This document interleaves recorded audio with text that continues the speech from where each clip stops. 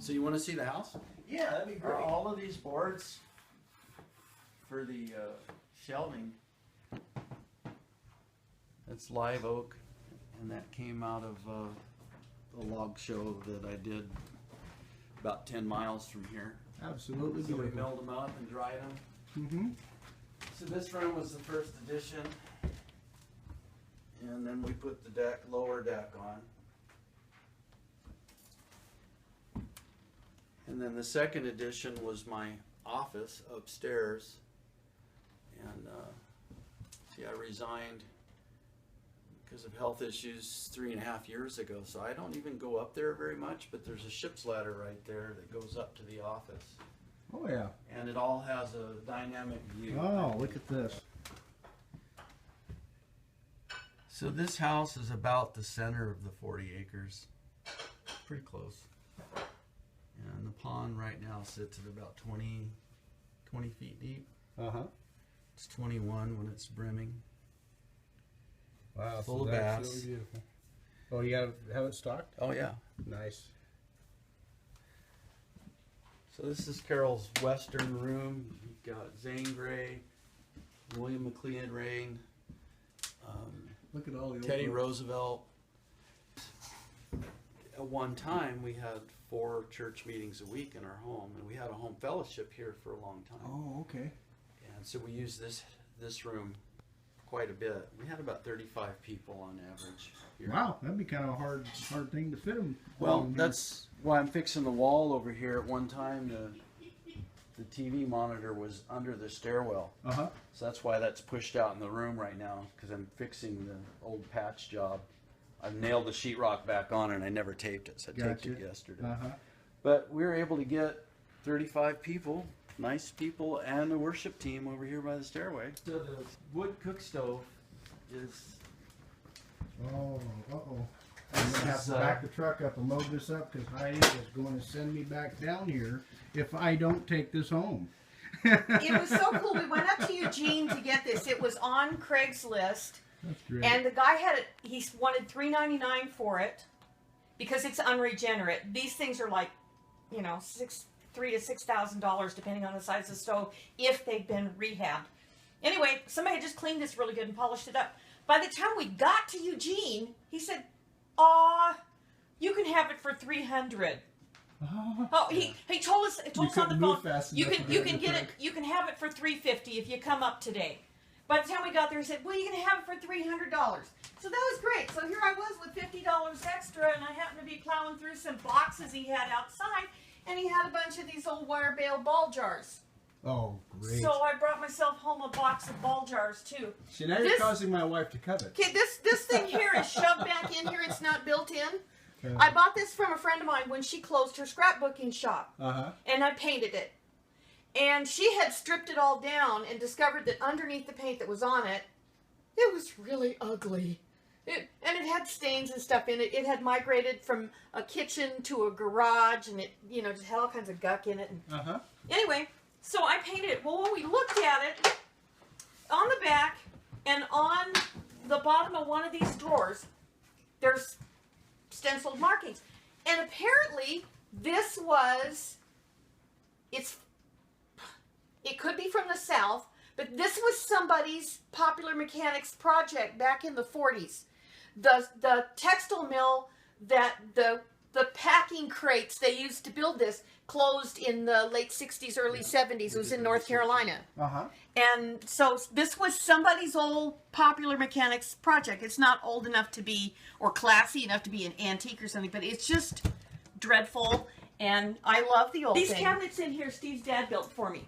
And I told him I wanted them to look like some guy built it on the back porch in the 20s, and they got painted and nothing's been done with them since. You know, that's the look that's coming back, guys. That's the look that everybody wants right now, is the old torn apart barn, well, this weathered is, wood. Yeah, this is the old crazy house anyway, so I figure I may as well have fun with it. And I told somebody years ago that I don't have to have everything match in here, but I just want it to look like Grandma's house. Like everything has been washed together so many times that the colors blend. It's scratches around the knob. This is perfect. What's that? The scratches around the knob are done on purpose. Oh yeah. And that's sugar pine right here off our mill, off our own property. Oh, cool. Everything is all the wood everywhere. Yes, Mrs. Rain, eat your heart out. I do coffee and bacon and eggs on that, and make buck stew on it quite a few times. I got some videos of doing buck stew on it. Wonderful. And you learn how to control the heat. And if you look over here on this wood stove, it's amazing what a small trivet will do. This wood stove burns. We had a fire yesterday. It burns 7 to 8 months out of the year. If you put a coffee pot, a tea kettle on a wood stove right on it, it's going to boil and whistle and carry on. But if you make a copper trivet, hammer some copper wire flat, Or stack pennies. or a stack of pennies, this will stay just a couple of degrees under boiling all day long. And I can prove that because I take it off the stove and put it on the gas stove, and within 5 seconds it's whistling. Yep. So a small trivet, it's better to get a real copper penny. They don't stain, but you really need something that's actually copper or really nickel. This is a thermostatically controlled stove. It can blow air. If I plug it in, it's got a big fan, but we don't use that. But it does have a bimetal controlled thermostat, and you just set it at 70 degrees and forget it. If the house heats up, it just shuts down completely. If somebody opens the door and it gets cold suddenly, it's just instant flame. And then it's got a catalytic converter right here that reburns the smoke. So it gets all of the latent heat that's in the smoke, the gases that are in the smoke, and it reburns that before it goes out the pipe. These are expensive stoves, but I won't say we cut our wood use down in half, but pretty close to half the wood. And the other thing is, if you have a stove where you're adjusting the air all the time, if you forget, suddenly the house is too hot, so you go shut it down. It's open, closed, open, closed. With one of these thermostats, I just set it at room temperature, which is about 1.5, and I leave it, and it does everything automatically. And this is a Blaze King. Blaze key. Nice, very nice. There's the back of the stove. You got the fan back there. And again, folks, this is all on solar. We're a modified sine wave, and then you No, went pure to sine wave. Pure sine wave. Yeah. This actually was new and never installed for one of the customs years ago, so I've had this in storage for 25 years, maybe 27 years. It's trash compactor. Oh yeah. So it's been up there and the bats have been pooping on it, and it's just sitting up in the drying shed for the sawmill. And I hate trash so much, and I hate plastic with a passion. You go to Europe, everything's in cardboard boxes. Only in America do they want to put it in plastic and hang it on the wall so you can see it and be materialistic. It should be paper. Good point. So I'm compacting all the trash now here, and so the idea is to go to the dump just once a year. I can Except for the paper trash bags and the cardboard, because now that I'm about 2/3 of the way back to Eden, it all goes to the garden. Yeah, there you go, She right? uses all the cardboard Yep, compost all under over the ground, right? Perfect. So I can get 6 kitchen bags out of the trash can of the kitchen, 6 of those white kitchen bags in here. That's And fantastic. compress it. Then I'm taking just one compressed block, and I put it in the trash trailer where the bears can't get to it. So Right on. Good It's an plan. experiment. It runs on solar. When I first put the house in, the natural grade went all the way down to the front door, and when it would rain, mud would wash into the front door. Oh wow. So I had to cut that path and build a retaining wall. And there wasn't one place where you could see the sun or even blue sky. Huh. Snow would stay forever because the trees were so dense. And we couldn't grow anything. There was no place for a garden, and certainly no place for solar panels. Uh-huh. So what we did is we cut the trees down in this area, and I milled all of the lumber and sold it here. We've sold about 500,000 board feet, maybe a little bit more, to a local place here in town. Self-sustaining then. Yeah, so we just use that. Now all the trees are growing back. They're seedlings growing up. They're about knee high now. So they won't be a problem and challenge the solar panels, at least in my lifetime. But Sure. everything's been replanted and is growing nice. Come on up, I'll show you this year we're not we've got so much canned and stored. Our emphasis this year is just growing what we eat through the summer and getting the garden to the point where there's no weeds. Well, our plan is to do the back of Eden with the beds when we get that far. You can see over here pretty much what my wife has in mind is putting down cardboard. Absolutely, that's what we do. And then we're shooting for 6 inches of mulch. Now all of this is limbs from the firewood. Okay, so you process this on site then? Yep. Okay. We've got 3 different chippers that we use. Very good. And you saw that load of bark that I brought up. That goes into a shredder. So I'm looking at this. This is all manufactured on their property, and it's being put to good use. I see some fir sawdust in there. Looks like fir chips. Yep, there's fir, there's pine, madrone, oak. Nice, very good. It's broken down already, and we've been putting a big sprinkler on it because we have unlimited water. Water's not an issue. Water comes in, flows into the pond, flows out year round. I could never use what we have. So water management for us, because of the abundance of springs that we have, it's just not an issue. Doing the back to Eden thing is a great way to manage water. We're going to do it because we're lazy. I don't want to have to water as much. You know, that's so funny you say that, because I think everybody seems to think that if you're a off-gridder, you know, you have to do everything by hand. And Heidi and I, we're all about, just like what you guys are, utilizing, well, what's behind you here? Solar panels. Utilizing modern technology and old skills encompassed together in order to make your homestead more efficient and, well, eco-friendly. Yep. That to me is what Heidi and I are striving to do. That's what the Davises have done, and this is just fantastic.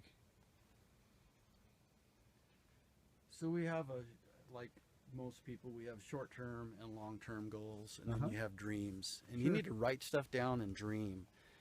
And you also need to have some obtainable goals, because if you don't give yourself a goal that's achievable, you're gonna be disappointed and you want to give up. This is 27 years of work here. It doesn't happen overnight. You can go buy a turnkey place. I've seen several available all over the country if you have the money to do it. But it takes time to do it. So you have to have short-term, mid-term, and long-term goals. Our mid-term is, the next step is goats. The long-term is a cow-calf pair and fencing in about 14 acres of the pasture that we have that's sub-irrigated. And that's a lot of fence. It's 10 grand in fence. I've got the pulse toll auger for my tractor, and I've got the sawmill for the posts, but just the wire and the few T-posts that you need for, you know, my wife wants to put a fence across the front, and that's 1,725 feet. And that's no joke. That's a big deal. Sure it is. So that's our long-term plan, and that way we breed back, having a cow-calf pair. We have your milk cow, and you've got an animal for meat. And then goats the same way. And our chicken's set up to do the same thing. We're just getting it started, where one side of the chicken coop is for layers and the other side is supposed to be the meat factory. We finally got a hen that is wanting to set on eggs. Nice. But we had 9 eggs under her for many, many weeks, but our rooster wasn't doing his job. So she'll come back in a few weeks, and we got a different rooster who's quite a bit younger, put him in on that side. And so this is actually a wild fighting cock hen that's sitting on Rhode Island red eggs. So she's not sitting on her own eggs. Won't she be surprised when they hatch out? You betcha. So that's the plan, is to try to get it toward, I don't think self-sufficiency and self-sustainable are two different things. You're not going to get to a place where you're totally self-sufficient or self-sustainable. Do you have a loom that can weave material for your jeans? Absolutely. You know, we don't. We're not going to be able to go back and roll the clock back and fix those things. But doing it as eco-friendly as you can, really has a tremendous effect on the family. The folks that I know that homeschool their kids, and the kids grow up in the agrarian culture where they're working with their hands, they're working with their parents. If you think about where the problem started, it started with the light bulb. Before the light bulb, you've got a cabin, maybe grandpa's stitching harness by the fire and grandma's darning socks. Mom's probably cooking. Dad's probably still out doing chores for a bit, and he comes in by the fire. You've got 2 oil lamps, one upstairs and one downstairs. And think of the amount of communication there is with the kids. You're sitting around reading books by oil lamp light, listening to stories from the elders. No TV, no electronics. So along comes the light bulb. Now everybody can be in their own room. And then the TV, everybody, I don't like that show, I'm going to go watch my own show or play my video games or whatever. And the family got spread out. Oh, and yeah. it's the destruction of the family unit, which is God's original government, is family. So the agrarian culture is much better on the cohesiveness of a family. Holding families together with love is easier to do in an agrarian culture than it is in the industrialized age. Yes. So that's what we chose to do, is raise our kids in the woods. And I've been living in the woods since 1970. I've been burning wood for heat since 1970. Great. So her plan is to get chips on this entire thing. Mm-hmm. And then the midterm, she's already got the berries planted. We've got the thornless blackberries and raspberries, and the grapes will go in next year. We're not growing beans and corn this year because we just couldn't eat everything that we grew. That's We fantastic. just can't. That's So fantastic. this is just throw a few plant starts in the ground, and really the emphasis this year is on other things other than the garden. Mm-hmm. We figured this is going to take 5 years. This is our second garden plot. The other one was below us, and this one has better sun, but we had to fall trees, get the backhoe in here and dig out the stumps, and then put in a fence, and that is 8 feet tall, and still we've had deer in here. Really? They clear 8 feet, no Is problem. that right? Wow. I thought that would do it right there. Yeah. All the gates were closed, and I found hoof prints all over everything. That's incredible. 8 feet tall. And then, of course, there's with the chickens, you have the bear issue and the cougar issue. Mm-hmm. And behind you there, Patrick, that is all BLM and National Forest. Okay. So we're two corners on government land and one on timber land. And there's a trail that goes up out of here, and I can get all the way to the Caves National Monument from here and into California and only cross the pavement once or twice. That's incredible. So that direction is wilderness. So we're at the urban wilderness interface, Uh-huh. and that's what happens. You get a younger cougar's getting pushed out by the adults that are up higher, Absolutely. and they come down here and they act stupid. So I've got one video on my channel. It's got one in broad daylight when I was out cutting firewood. He was sitting there watching my horse. Oh. So that's how it is out He here. was looking for dinner, huh? Yeah, he was looking for dinner. So I have these lower arrays are actually temporary. These lower arrays and the ones that are on the roof of the shop are all going out there in the middle of that clearing. When I can build the racking for it and rent a trencher and have the money for the wire, the lower arrays are all going over there. So this is in a temporary position. Don't know how long. We'll see if we can sell some lumber. And this is all Money. materials here that you've manufactured. I can see the Yeah, that was all just built out of junk. yeah. See my mill, like I can tell that was a little band mill. Yeah. Yeah. That's all Awesome. off the wood miser. Totally cool. Everything you see. So this room is for plant starts and overwintering plants, but I saw it 17 degrees in here once, so I still have some work to do. to overwinter plants. But for finishing off peppers and tomatoes, which is difficult in this country to finish them off. Everybody has hundreds of green tomatoes. Well, I'm going to pull those pots that you see there that have tomatoes in those old cattle feed pots. Yeah. I'm going to pull those in this fall and finish them out in here. That's what this room's for. So having a fan, I've got a fan for the roof and putting it on a thermostat and controlling the temperature in here and the humidity in here is the idea. And then in the wintertime, our plan is to paint this back wall black and put two 55-gallon drums in here, painted black, full of water, and have a sink on the countertop where the sink's in between the drums. And it's for a potting station. But the sun comes in through the skylight in the wintertime and it'll heat the water. Yep. And hopefully, and they need to insulate the ceiling, and hopefully we'll be able to overwinter our plants. Because I came in here last winter and it was 17 degrees once on my little thermometer. So okay. It's not working yet. So then the big tanks will act as a heat sink then. Okay. Right. Thermal mass. Absolutely. And all this junk in here is from the solar install, and I haven't cleaned it up yet. But I also have an air dryer, and that's what all those racks are. These are wood racks with netting, and you stack your vegetables on that.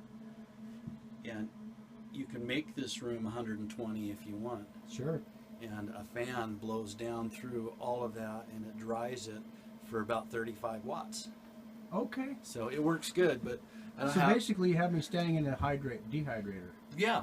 And we have a dehydrator we also use in here because I can shut this room down and make it 120, and then the dehydrators aren't even really using any power. Sure. They have heating elements in them, but they're not using much of it. It's And just you're using running the power of fan. the sun minus the electricity. Right.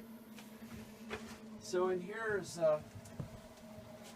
we were originally off-grid with 610 watts with a modified sign at 12 volts. Nice. Then we went to 1200 watts and 24 volts. Then we went to 1400 watts. And now we've got a pure sine wave Magnum inverter now. So these two controllers are on MPPT. These arrays are MPPT. And that array is still PWM. So the reason why that's not in conduit is I'm not concerned about the lower volt. It's PWM. The highest volt you're going to see over there is 37 volts, where you see 120 volts on this side. So when I get another controller, I'm going to get another Midnight Classic 200, and I'll reconfigure the array that's above us and make it, put them in series, and get rid of that PWM, put an MPPT in here, and then clean all that up, will be in conduit. Sure. So we have two rows of L16 batteries. I'll let you get in there and look. All right. So we have 840 amp hour battery bank. And our batteries, typically we only use 11%. 11% of the top. They never get lower than that. Wow, that's incredible. We get up in the morning, it's 89 to 91% full. And we're trying to get 20 years out of these batteries. I've done lots of research on how to get 20 years out of a set of L16s. And I think I have a friend who, I'm going to go do a video at his place too. He's been off-grid for 40 years, and he came and looked at how everything was set up. And we're mostly talking about the charge algorithm and how you use your batteries.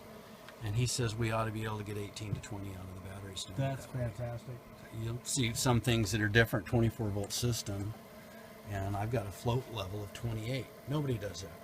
Everybody else is at 26.3, 27, 27.3 tops. Well, I'm at 28. Yeah, so you're supercharging them just a little bit to keep your plates clean. Yep, plates are always clean, but no shedding is taking place because I'm watching the temperature of the batteries, and I'm not even up into the 80s. So I'm not shedding, and I'm not using a lot of water. I use 1.5 gallons of water about every 45 days. Now you're doing something right then. Yeah, I check mine monthly, and I top them off, and they get to boiling. So Yeah. I shut off some panels there. Well, This is the feedback amps that's going into the batteries. The batteries are clear full. And the feedback amps are high because of that 28 volt setting. This should be about 600 milliamps. For 840 amp hour battery bank at 24 volts nominal, there would be 600 milliamps typically. And by this afternoon, that'll roll back to 600 milliamps. But if I was set at 26.3 for float voltage, this would be, maybe about 200 milliamps when the batteries are clear full. Awesome. So I've got energy going in there, keeping the plates clean, and so I don't ever have to do an EQ. The other reason is my absorbed voltage is set at 30. Well, that's very efficient then. So at 30 volts, my plates are really clean. Excellent. The fan is running when Carol's doing laundry and heating water, because this also runs a water heater in her shop. And this inverter and these charge controllers make heat. So this fan exhausts the heat out of this room, and it pulls cold air from under the floor, under the batteries. Okay. And that's only necessary when she's heating water or doing laundry. Otherwise, this is a passive venting. As the hydrogen gas rises, it pulls cold air out of the floor and it goes out a pipe. Yeah. So there's no fan on this battery box. I gotta replace my fan on mine. Wore out. So this guy's in float, that's in float, that's in float. The battery monitor says we're full, and we haven't seen any sun today. Right. And she's been doing laundry all day. Totally cloudy out there, guys. You can't collect solar on days like today. And she's drying and washing clothes. I think she's drying too, isn't she? Yeah, it's Okay. a gas dryer. Yeah. Washing and drying. Of course, we use a rope that goes out to a pulley on a tree, and we dry on a clothesline as much as we can. That's what we do. His clothes last so much longer, and they dry pretty quick as long as it's not raining. Mm-hmm. The other midterm project is putting you can see that array over there on that roof. I don't know if you saw that one. The midterm project is to make the water system, hot water system on the house, hybrid. Gas, propane is what we have now. Multiple But we sources. also have an electric water heater that I'm going to change the heating elements out in that, and build another outside water heater. I'm assembling the parts for that. One 5-gallon bucket of sticks will heat 40 gallons of water, and if it's insulated well, it stays hot for days. So you have the water that goes into your main water heater come from your outside wood-fired water heater. Even if it only changed at 10 degrees, that's that much less gas or electric you're using, right? Perfect. So it'll be a hybrid system. It'll be wood, propane, electric in the summer, and it'll be wood and propane in the wintertime. Yep, multiple sources of heating and cooking. Right. Yep. That's fantastic. Yeah, I'm so glad I stopped by here and met you guys in person. I'm really glad you came. Yeah.